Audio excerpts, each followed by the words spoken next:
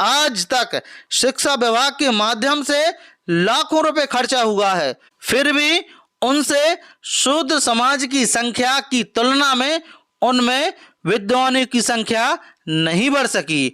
इतना ही नहीं, महार, मतंग और चमार आदि जातियों में से एक भी पढ़ा लिखा कर्मचारी नहीं दिखाई दे रहा है।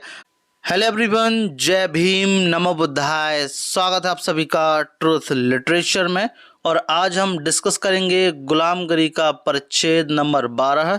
तो आइए शुरुआत करते हैं। और इस परिच्छेद में हम जानेंगे महत्वपूर्ण टॉपिक जो कि महात्मा फुले जी क्लियर करने वाले हैं।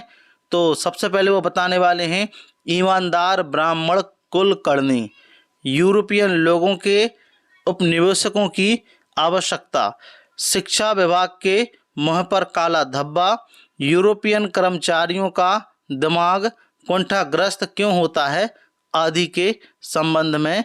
तो आइए डिस्कस करते हैं। और यहाँ पर महात्मा फुले जी बोलते हैं। तो यहाँ पर ढोंडीराव सवाल पूछते हैं कि लैनिक तात, आपने कहा है कि ऐसा कोई विभाग नहीं है जिसमें ब्राह्मण ना हो, फिर चाहे वह सरकारी हो या गैर सरकारी। अब इन सब में मुखिया कौन ब्राह्मण है? तो यह सवाल ढोंडीराव पूछ रहे हैं महात्मा फुले जी से। तो यह समय उस समय की बात कर रहे हैं, 19वीं सदी की। तो ज्योतिराव आगे बोलते हैं और कहते हैं कि ज्योतिराव, ये सरकारी पटवारी वतनदार ब्राह्मण कुलकर्णी हैं और इनकी जालसाजी के बारे में अधिकांश दलाल यूरोपियन कलेक्टरों को पूरी जानकारी है। इसलिए उनको अज्ञानी शूद्रों की दया आई और उन्होंने सरकार की रिपोर्ट के बाद रिपोर्ट भेज करके सभी कानूनों के द्वारा कुलकर्णियों को कदम कदम पर बंधनों में बांधने की कोशिश की। उनको कानून के माध्यम से नियंत्रित रखकर उनके अनियंत्रित व्यवहार को नियंत्रित किया गया। फिर भी इन कलम कसाईयों का उनके मतलबी धर्म से शूद्रों का संबंध होने की वजह से उनका शूद्रों पर प्रभाव था, ऐसा महात्मा फुले जी बोल रहे हैं। तो महात्मा फुले जी ब्राह्मणों को कलम कसाई का तमगा दे रहे हैं। इसलिए यह शैतान की तरह अपने स्वार्थी धर्म की छत्र छाया में खुले रूप में चौपाल कर बैठकर उस बलि राजा के विचारों की आलोचना करके बेचारे अनपढ़ शूद्रों के मन में वे लोग क्या दूषित नहीं करते होंगे, ऐसा महात्मा फुले जी अंदाजा लगा रहे हैं। अगर ऐसा ना कहे तो शूद्रों को बिल्कुल ही ना लिखना आता है और ना पढ़ना, फिर वे किस वजह से या किस कारण से उनके मतों से इतनी नफरत करने लगे, इसके बारे में यदि तुझे कुछ अन्य कारण मालूम हो तो मुझे समझा दीजिए, ऐसा महात्मा फुले जी ढोंडीराव से बोल रहे हैं। इतना ही नहीं, वे तो लोग क्या मौका देखकर उसको चौपाल पर चाबड़ी बैठकर सरकारी कानून के किसी गैर जवाबी कलम को लेकर उस पर कई तरह के पौने कुतर्क नहीं देते होंगे। और शूद्रों ने सरकार से नफरत करना चाहिए, इसलिए उनको क्या चोरी चोरी पाठ नहीं पढ़ाते होंगे और क्या उनका एक शब्द भी अपने सजग सरकार के कान पर डाल देने के लिए शूद्र लोग कपकपाते नहीं होंगे, चूंकि कुल सभी ऊपरी दफ्तरों के ब्राह्मण कर्मचारी एक ही जात वाले हैं। इसलिए अब तो भी अपनी सरकारों ने होश संभालना चाहिए। सबसे पहले हर एक गांव ने करीबन एक एक अंग्रेज या स्कॉच गृहस्थ को उनके निर्वाह योग्य परंपरागत खेतों को इनाम देकर उन पर उपदेश को काम सौंप देना चाहिए, ऐसा महात्मा फुले जी बोल रहे हैं। क्योंकि उनका मानना है कि सभी जगह ब्राह्मण भरे पड़े हैं, इसलिए कोई एक होना चाहिए, क्योंकि ये लोग शूद्रों के साथ अन्याय अत्याचार और अन्याय तो करते ही हैं। उन्होंने केवल उस गांव की सही हकीकत के बारे में करीब करीब साल में एक रिपोर्ट सरकार को भेज देनी चाहिए, और यदि इसके अनुकूल कानून बनाकर बंदोबस्त किया गया तो आगे किसी समय नाना पेशवा जैसे ब्राह्मणों को पुनः जब कभी किसी भी प्रकार का उठाव करने की बात ध्यान में आई और उसने किसी पर से मिन्नत मांगी और उसने किसी शिवलिंग की यात्रा करके उसमें उसके द्वारा रसीला भोजन खिलाने की बजाय चमत्कारिक ढंग से तैयार की गई रोटियां निश्चित समय पर गांव-गांव में एक साथ पहुंचाकर वह प्रसाद अनपढ़ शूद्रों को खिलाकर सरकार के विरुद्ध विद्रोह करने के लिए इन पटवारी वतनदार कुलकर्णियों की एकता बिल्कुल सही काम नहीं आएगी। और इस तरह किए बगैर सभी अनपढ़ शूद्रों का अस्तित्व ही नहीं रहेगा, उनके पांव इस धरती पर नहीं टिकेंगे। इतना ही नहीं, जब वे यूरोपियन उपदेशक सभी शूद्रों को सही ज्ञान देंगे और इनकी आंखें खोल देंगे, तब ये लोग इन ग्राम राक्षसों के नजदीक भी खड़े नहीं होंगे।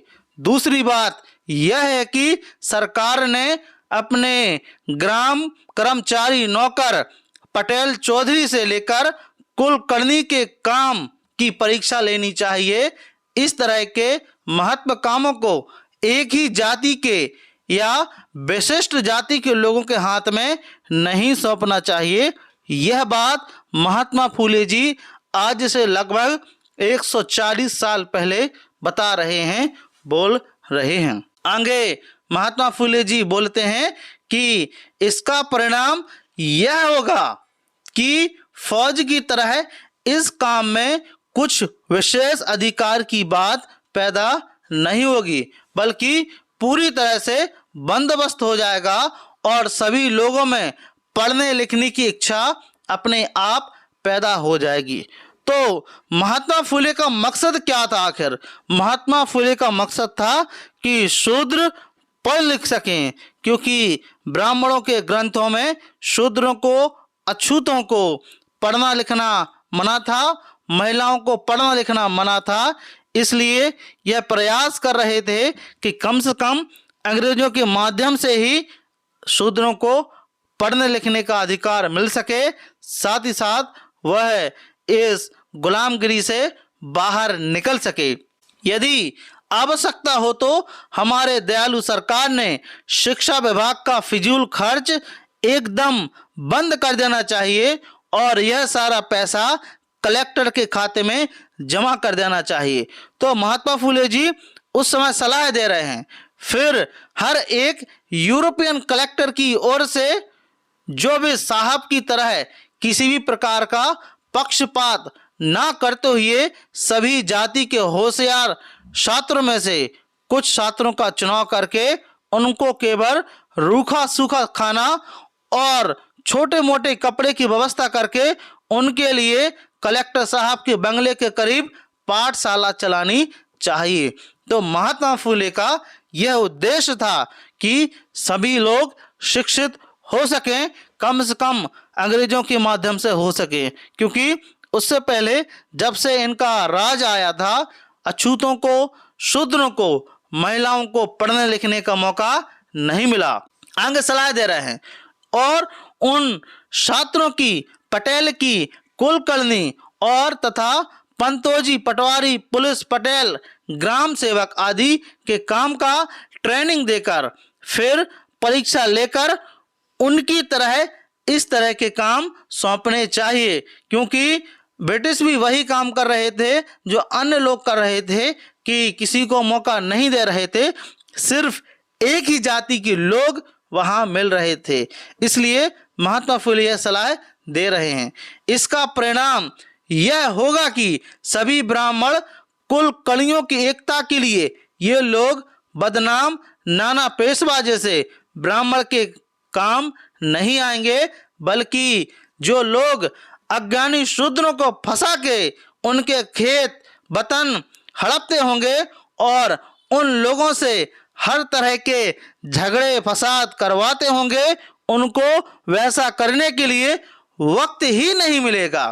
आज तक शिक्षा विभाग के माध्यम से लाखों रुपए खर्चा हुआ है, फिर भी उनसे शूद्र समाज की संख्या की तुलना में उनमें विद्वानों की संख्या नहीं बढ़ सकी। इतना ही नहीं, महार, मतंग और चमार आदि जातियों में से एक भी पढ़ा लिखा कर्मचारी नहीं दिखाई दे रहा है। तो महात्मा फूले जी उस समय पर यह चिंता जता रहे हैं कि सरकार ने लाखों रुपए शिक्षा के लिए खर्च किया है, अंग्रेज सरकार ने, कि सभी को शिक्षा मिल सके, फिर भी एक भी महार, मतंग और चमार आदि जातियों में से एक भी पढ़ा लिखा कर्मचारी दिखाई नहीं दे रहा है। तो हम बोल सकते हैं उस समय महात्मा फूले जी ने क्रांति की शुरुआत की। फिर यहाँ एमए या बीए पढ़े लिखे लोग दवा के लिए भी नहीं मिलेंगे। अरे अपने इस सरकार के इतने विशाल शिक्षा विभाग के गोरे चेहरे पर इन काले मुंह वाले ब्राह्मण पंडितों ने यह कितना बड़ा काला दाग लगाया है। अरे यह कड़वे करेले हमारी सरकार ने इतने घी में तलकर, शक्कर में घोलकर पकाए हुए, फिर उन्होंने अपना जाति स्वभाव छोड़ा नहीं और अंत में कड़वे करेले की तरह कड़वे ही रहे। ऐसा महात्मा फूले बोल रहे हैं कि हर जगह जाकर भी उन्होंने जाति को नहीं छोड़ा है। अभी भी लगभग यही स्थिति पैदा हुई है। ऐसा लगता है कि महात्मा फूले जी 19वीं सदी में ये किताब नहीं लिख रहे हैं, बल्कि यह किताब 21वीं सदी में लिख रहे हैं और शूद्रों को बता रहे हैं कि तुम्हें करना क्या है। क्योंकि आज भी एक भी सेंट्रल यूनिवर्सिटी में ओबीसी का एक भी प्रोफेसर नहीं है। आज़ादी के 75 साल बाद भी आज पहली बार 3 दलित सुप्रीम कोर्ट के जज बने हैं। उससे पहले उन सभी पर मुख्यतः ब्राह्मणों का कब्जा था। ढोंडीराव तात, आपका कहना सही है, लेकिन यह कुलकर्णी अनपढ़ शूद्रों की भूमि वतन को किस प्रकार का फांसा डालकर हड़पते हैं। ज्योतिराव इसका जवाब देते हैं, जिन शूद्रों को पढ़ना लिखना बिल्कुल भी नहीं आता, ऐसे शूद्रों को यह कुलकर्णी खोजते रहते हैं और फिर स्वयं उनके साहूकार होकर वे उनसे जब गिरवी खाता लिखवा लेते हैं, उस समय वे अपनी जाति के अर्जन विष से मेल मिलाप करके उनमें से एक तरह की शर्त लिखवा लेते हैं जो उन शूद्र किसानों के खिलाफ हो और इस कुलकर्णी साहूकार के फायदे की भी हो। फिर जो शर्तें लिखी जाती हैं उनको ना पढ़ते हुए भली सलीस की बातें पढ़कर सुनाई दी जाती हैं। फिर उस कागज पर उसके हाथ के अंगूठे के निशान लगाकर अपना वही खाता पूरा कर लेते हैं।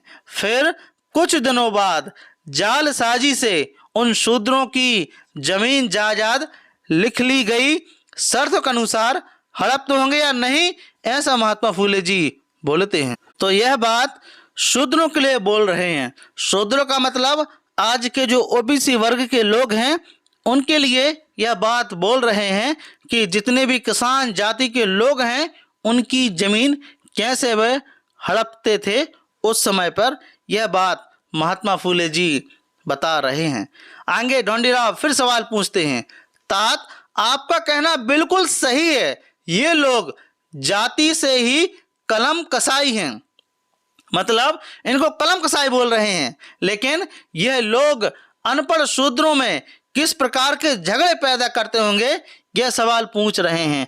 तो ज्योतिराव जी इसका जवाब देते हैं, बोलते हैं खेत, खेती बाड़ी, जमीन जायदाद आदि के संबंध में सन त्योहार, पोला आदि में होली के दिन होली के बांस को पहले पूरी आदि कौन बांधेगा आदि के संबंध में शूद्रों में आपस में झगड़े फसाद होते हैं।